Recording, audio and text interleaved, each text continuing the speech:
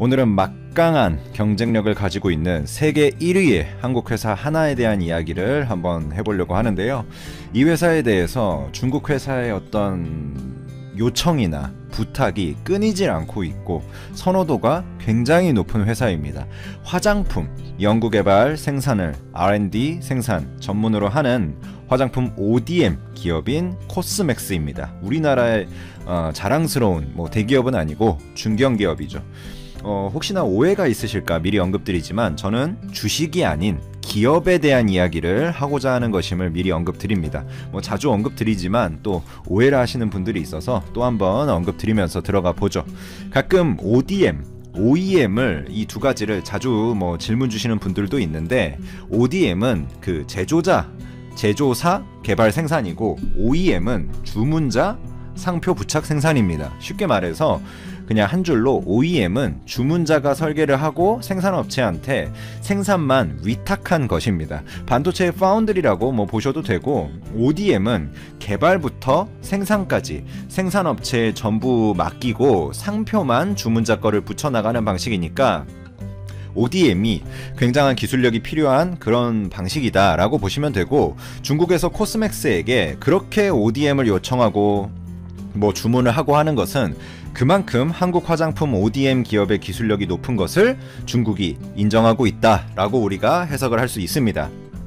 구체적으로 기업에 대해 이야기를 해보면 코스맥스의 중국 매출은 상해 법인과 광저우 법인을 보시면 되는데, 중국이 최근 바닥을 찍고 턴어라운드에 돌입을 하면서 최근 코스맥스의 상해 또 광저우 법인 실적도 숫자로 증가를 하고 있고, 특히나 광저우 법인은 2019년도에도 매출액이 전년 대비 70%나 급증을 했거든요. 그 근거를 찾아보면 중국의 최고 온라인 브랜드라고 불리는 퍼펙트 드라이어리를 고객사로 확보를 하면서 빠르게 수혜를 보고 있다라고 볼 수가 있습니다. 중국이 온라인 성장률이, 우리나라도 온라인 시장이 크지만 중국은 어마어마합니다. 근데 온라인에서 좀 잘 나가는 업체도 역시 한국의 ODM 기업과 계약을 맺을 수밖에 없었고, 왜냐면 한국 ODM 화장품 세계 1위가 한국 1위가 세계 1위니까요. 그에 따른 이제 코스맥스도 동반 성장이 있었다라고 볼 수 있는 부분이죠.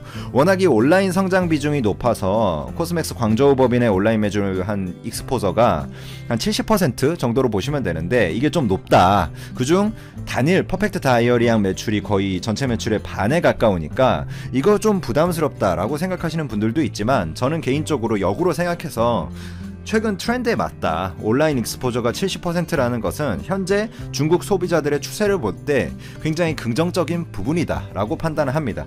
그럼 상해법인에 대한 이야기를 한번 해보면, 이 상해법인이 그간 조금은 아쉬웠던 게 이 광저우 법인에 비해서요, 오프라인 매출 비중이 좀 크고 화장품 업체 중에서도 1세대, 즉 요즘 트렌드하고는 약간은 거리가 있는, 그래서 오프라인 매출 비중이 굉장히 높은 그런 업체들과 계약이 되어 있어서 매출도에 조금 정체도 있었고, 심지어는 영업 손실도 조금 봤는데, 이 전통적인 브랜드 역시 최근 온라인 매출 비중을 계속해서 끌어올리고 있어요. 작년부터.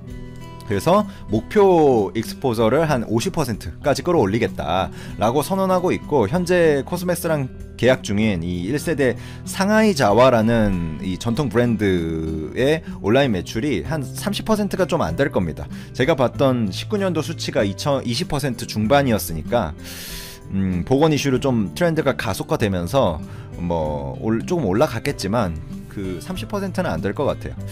그래서 결국에는 최근 트렌드가 온라인 비중을 얼마나 많이 가진 업체와 계약을 했느냐, 이런 부분이 좀 중요하게 여겨지고 있습니다.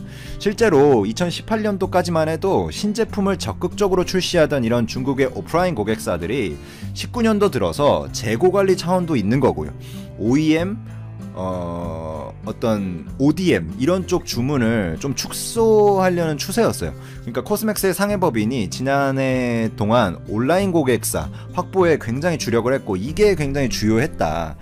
광군제 이벤트 이런 데도 좀 집중을 했고, 그래서 상해법인 매출액이 2019년도 4분기가 전년 동기 대비 한 30%, 이렇게 전년 동기, 그러니까 18년도 4분기 때도 굉장히 베이스가 높았거든요. 근데도 굉장히 괜찮았다라고 볼 수가 있습니다. 18년도가 이제 전년 동기 대비 그러니까 33%를 기록했고 19년도가 거의 그에 상응하는 매출을 기록했다.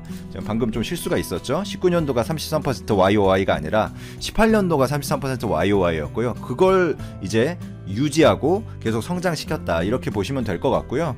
2020년도 온라인 매출 비중이 현재 한 20% 중반을 넘어가고 있고 2020년도 그 한 해 전체로 보면 거의 40% 정도 찍지 않을까, 개인적으로 저는 그렇게 보고 있습니다.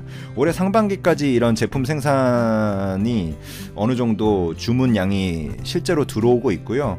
상해법인에 대한 우려는 뭐 조금 있긴 하지만 그래도 계속해서 올라오고 있다. 그리고 광저우는 너무나 잘해주고 있다. 뭐 이렇게 보시면 될 것 같습니다. 중국이 최근 뭐 세계적인 보건 이슈에서 많이 벗어났잖아요. 그런 게 상해에도 이제 훈풍이 돌고 있고 큰 트렌드인 온라인 트렌드도 맞게 잘 흘러가고 있다. 뭐 이 정도로 짧게 정리를 하면 될 것 같아요.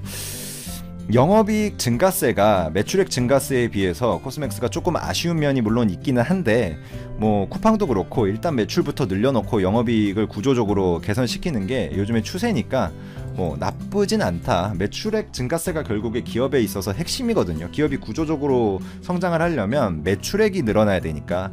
이번 위기 때도 전 세계 공장을 정상 가동시키면서 잘 버텨줬고요. 상해 쪽이 위기 때 적자 전환을 하긴 했는데 정상 가동으로 이미 돌아선 지 오래고, 매출 면에서도 지금 중국 이야기를 좀 많이 했는데 다른 데 이야기를 그럼 한번 해볼까요? 하반기로 넘어가면서 뭐 매출 증가세가 많은 미국 쪽이나 뭐 동남아 쪽의 원활한 생산까지 좀 이어지고 있을 거로 보고 있고, 그런 면에서도 괜찮고, 뭐 인도네시아에도 코스맥스가 있고요, 태국에도 있고 뭐 한데 대부분 긍정적이다. 물론 뭐 마이너스 적자를 약간 유지하는 데가 많긴 한데 폭을 축소한다. 뭐 이 정도로 보시면 될 것 같고, 핵심은 중국이에요. 그 면에서 중국이 회복이 빨랐으니까 그게 긍정적인 거고, 2020년보다 2021년이 좀 더 기대되는 면이 있죠. 아무래도 화장품이라는 게 이제 직접 가서 발라보고 좀 써봐야지 구매를 하시는 면도 있고, B2C 제품이다 보니까 2020년에는 아무래도 1분기 때 너무 타격이 심했으니까 전체적인 한 해 매출에서 조금 타격이 있긴 하지만 뭐 2021년에 좀 더 긍정적이다, 이렇게 보면 될 것 같고, 국내 이야기 한번 해볼까요? 그럼 국내 매출액은 크게 증가하고 있다고 보긴 힘든데 이상하게 영업이익률이 빠르게 늘고 있거든요. 이게 코스맥스가 작년부터 국내 사업의 체질 개선의 노력을 구조적으로 많이 하고 있습니다. 즉 수익성 극대화 전략을 취하고 있다. 뭐 이렇게 보시면 되고, 국내에서는 제가 중국을 굳이 길게 말씀드리고 미국, 한국을 짧게 말씀드리면은 캐치하시는 분들이 좀 있을 텐데, 바로 코스맥스의 어떤 성장 동력, 그러니까 결국에 기업이 미래에 더 잘해준다라는 의미는 매출이 성장하고 그에 따라서 구체적으로 고정비가 고정되면서 영업이익이 성장하고, 이런 게 이제 우리가 바라보는 기업이 성장한다라는 부분이잖아요. 그런 면에서 성장성의 핵심이 중국의 이커머스에 있다. 뭐 미국도 있고 뭐 인도네시아도 있고 한국도 있고 하죠. 그런 것도 중요하지만 핵심이 중국의 이커머스에 있기 때문입니다.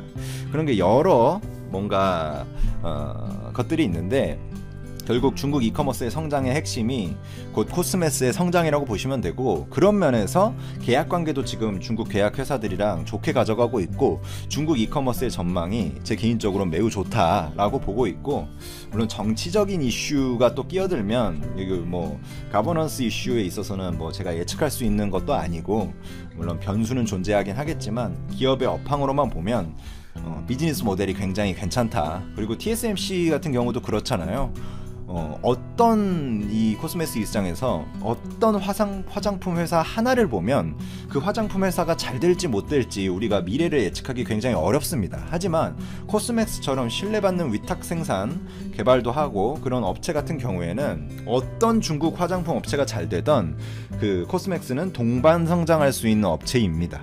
TSMC도 그렇죠. 인텔이 잘 되던 뭐 삼성이 잘 되던 화웨이가 잘 되던, TSMC는 다른 쪽 캐파가 떨어지면 또 다른 쪽 캐파가 늘어나고 전체적인 캐파만 늘어나면 그만이잖아요. 그런 것처럼 코스맥스도 전체적으로 중국의 중상층이 늘어나고 중국이 좀 더 피부에 신경 쓰고 뭐 미국도 그렇고 인도네시아도 그렇고 우리나라도 그렇고 그런 트렌드가 유지가 된다면 어떤 회사가 잘 되던 세계 1위의 화장품 ODM 업체이기 때문에 같이 동행하면서 성장하는 업체다. 뭐 요렇게 보면 됩니다. 그러니까 비즈니스 모델 측면에서 굉장히 좋은 거죠. 근데 이제 물론 뭐 무조건 뭐 이 기업이 잘 된다 이런 건 아니고 우리나라에 이런 자랑스러운 업체가 있다. 뭐 요 정도 의미로만 받아들여 주시면 좋을 것 같습니다.